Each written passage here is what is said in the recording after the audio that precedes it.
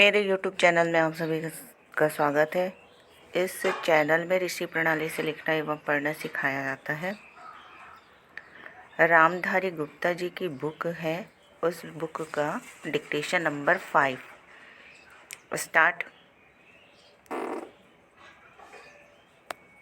उपाध्यक्ष महोदय, वित्त मंत्री जी को देश की आर्थिक स्थिति और निर्धनता के संबंध में जितनी जानकारी प्राप्त होती है उतनी किसी अन्य मंत्री को संभव नहीं होती।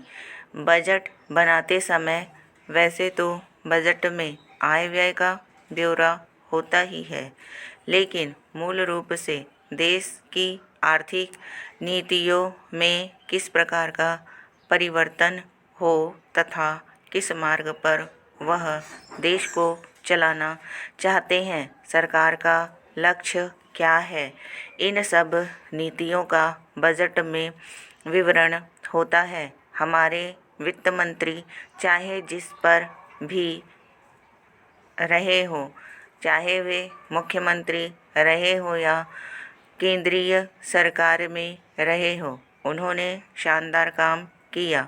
जिस समय उन्होंने बजट प्रस्तुत किया उस समय देश को और विशेष रूप से गरीबों को उनसे बहुत सी आशाएं थी।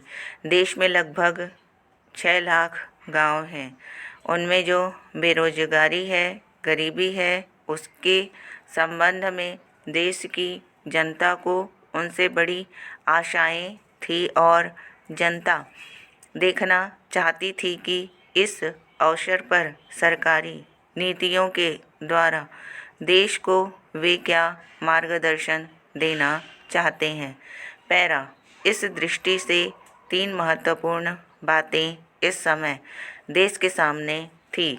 देश का आर्थिक विकास तेजी से हो, अधिक लोगों को काम मिल सके और मूल्यों में स्थिरता आए। जहाँ तक इन 3 उद्देश्यों का संबंध है, हमने देखा कि उस ओर कुछ प्रयत्न हुए हैं। विशेष रूप से गरीबी हटाओ के संबंध में इस देश में जो चर्चा चल रही है, इस बजट में कुछ सीमा तक उसका उल्लेख मिलता है, क्योंकि जितने भी प्रत्यक्ष कर लगे हैं वे ज़्यादातर धनी लोगों पर और विशेष रूप से शहर के लोगों पर लगाए गए हैं।